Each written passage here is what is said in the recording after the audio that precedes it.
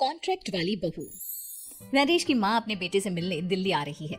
इस बात का पता चलते ही नरेश के दिल में हलचल मच जाती है। नरेश अपनी माँ के स्वागत की तैयारी में लग जाता है। साथ ही उसे डर भी सताने लगता है कि उसकी माँ कहीं अपनी पुरानी जिद पर फिर से बैठ ना जाए। हे भगवान, इस बार बचा लो, अगले साल पक्का माँ की जिद पूरी कर दूंगा। तभी दरवाजे की घंटी बजती है। नरेश दरवाजा खोलता है तो सामने अपने मकान मालिक को देखकर हैरान हो जाता है, क्योंकि उनके साथ एक सुंदर सी लड़की भी थी। अब नमस्ते अंकल, कुछ काम था, मुझे बुला लेते। आपने क्यों कष्ट किया? अरे नहीं, इसमें कष्ट कैसा, मैं तो बस तुम्हें रीना से मिलवाने आया था। आज से रीना तुम्हारे साथ इसी फ्लैट में रहेगी। अंकल, कोई लड़का फ्लैटमेट नहीं है? एक अनजान लड़की के साथ रहना मेरे लिए थोड़ा अजीब होगा। देखो नरेश, मैं तुम्हें पहले भी बता चुका हूँ कि इस फ्लैट में तुम्हें किसी ना किसी के साथ एडजस्ट करना ही होगा, या फिर तुम अकेले पूरे फ्लैट का किराया दे दो, मैं किसी को नहीं रखूंगा। नरेश अपने मकान मालिक की बात सुन के रीना के साथ रहने के लिए तैयार हो जाता है, पर अंदर ही अंदर उसे ये बात खाने लगती है कि वो अपनी माँ को क्या जवाब देगा जब उसकी माँ रीना के बारे में उसे पूछेगी।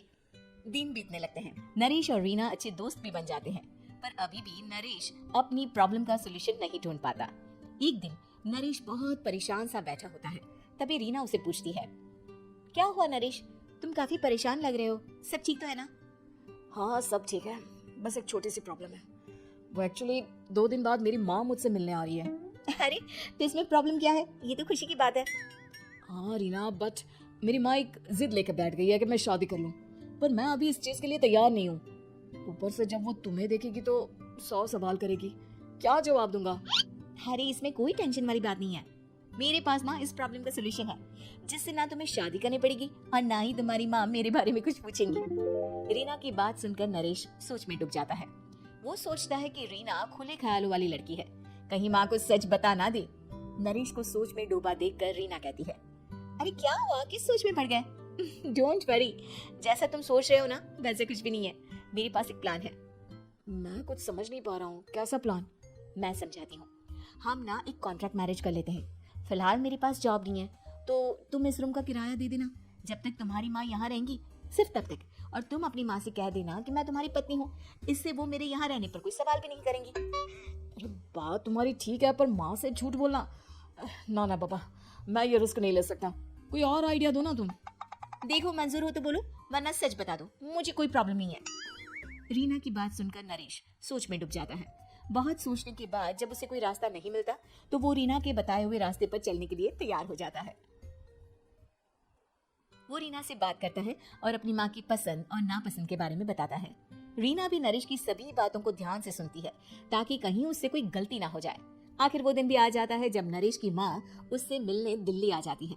नरेश अपनी माँ को फ्लैट पर लेकर जाता है। जैसे ही नरेश की माँ फ्लैट के अंदर जाती है, रीना उसके पैर छू लेती है। ये देखकर नरेश की माँ थोड़ी घबरा जाती है और नरेश से पूछती है, अरे बेटा नरेश, ये कौन है? माँ, ये आपकी बहू रीना है। माफी चाहता हूँ, सब कुछ इतनी जल्दी में हुआ कि आपको बता ही नहीं पाया, इसलिए सोचा कि क्यों ना आपको सरप्राइज दिया जाए। अरे बेटा, मैं तो बस तेरा घर बसा हुआ देखना चाहती थी। हाँ, बहुत अरमान थे अपनी इकलौते बेटी की शादी को लेकर, लेकिन कोई बात नहीं, शायद किस्मत को यही मंजूर होगा। ये कहते ही नरेश की माँ रीना को गले लगा लेती है।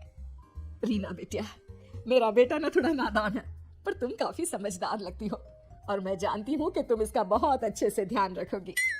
माँ, आप चिंता मत कीजिए, मैं सब संभालूंगी। नरेश की माँ अपने बहू और बेटे के साथ खुशी खुशी रहने लगती है। दिन बीतने लगते हैं। नरेश की माँ और रीना का रिश्ता बहुत मजबूत होता चला जाता है। वो दोनों सारा दिन एक साथ रहती और खूब बातें करती। इधर साथ रहते रहते नरेश और रीना भी एक दूसरे से प्यार करने लगते हैं। दोनों को इस बात का एहसास हो जाता है, फिर भी वो इस बात को छुपा कर ही रखते हैं। एक दिन नरेश की माँ और रीना शादी के बारे में बात करने लगते हैं। रीना बिटिया, ये तो नरेश ने मुझे बिना बताए शादी कर ली, वरना मैं तो अपनी इकलौती बेटी की शादी इतनी धूमधाम से करती कि सारी दुनिया देखती रह जाती। अच्छा माँ, आप ऐसा भी क्या करती नरेश और मेरी शादी में जो दुनिया देखती रह जाती? अरे बिटिया, एक माँ के अरमान तुम अभी नहीं समझोगी। मैं तो अपनी बहू को एक रानी की तरह लेकर आती और शादी भी बिल्कुल शाही अंदाज में करती, पर मेरे तो सारे अरमान ऐसे ही रह गए। खैर, मुझे तो अपने बेटे और बहू की खुशी चाहिए बस। ये कहते हुए नरेश की माँ की आंखों में आंसू आ जाते हैं। रीना भी ये सुनकर ख्यालों में खो जाती है, क्योंकि वो भी मन ही मन खुद को नरेश की पत्नी और उसकी माँ की बहू मानने लगी थी। शाम को जब नरेश ऑफिस से घर आता है तो रीना खुद को रोक नहीं पाती और नरेश के सामने उसकी माँ को अपने और नरेश के रिश्ते का सारा सच बता देती है। रीना की बात सुनकर नरेश की माँ दोनों से बहुत नाराज हो जाती है और घर वापस जाने की बात करने लगती है। तुम दोनों ने मुझसे सच छुपाकर बहुत ठेस पहुंचाई है मुझे। अब तुम लोगों के साथ नहीं रहना चाहती मैं। कल ही वापस चली जाऊंगी अपने घर। माँ मुझे माफ कर दो, ये सब मैंने रीना के कहने पर ही किया है, वरना मैं भी आपको कभी ठेस पहुंचाने के बारे में सोच भी नहीं सकता। हाँ माँ, हमने ये सिर्फ आपका दिल रखने के लिए किया, प्लीज हम दोनों को माफ कर दीजिए। तुम दोनों ने मेरे अरमानों के साथ खिलवाड़ किया है और वैसे भी मुझे अपने बेटे के लिए एक अच्छी लड़की ढूंढनी है, इसलिए मेरा यहाँ से जाना ही बेहतर होगा। माँ की ये बात सुनकर रीना खुद को रोक नहीं पाती। माँ, क्या मैं आपके घर की बहू बनने लायक नहीं हूँ? रीना की बात सुनकर नरेश हैरान रह जाता है। नरेश की माँ भी कुछ समझ नहीं पाती। मैं कुछ समझी नहीं, आखिर तुम कहना क्या चाहती हो? माँ, मैं वो नरेश से बहुत प्यार करती हूँ और साथ ही साथ मैं आपको भी अपनी माँ मान बैठी हूँ। आज जब आपकी बातें सुनी तो खुद को रोक नहीं पाई, इसलिए सारा सच आपको बता दिया। रीना की बात सुनकर नरेश की माँ की आंखों में आंसू आ जाते हैं और वो अपने बेटे नरेश और रीना को गले लगा लेती है। मेरे घर की बहू तो सिर्फ रीना बिटिया ही बनेगी। मैं आज ही तुम दोनों की शादी की तारीख निकलवा दूंगी, बस एक बार तुम्हारे घर वाले मान जाए।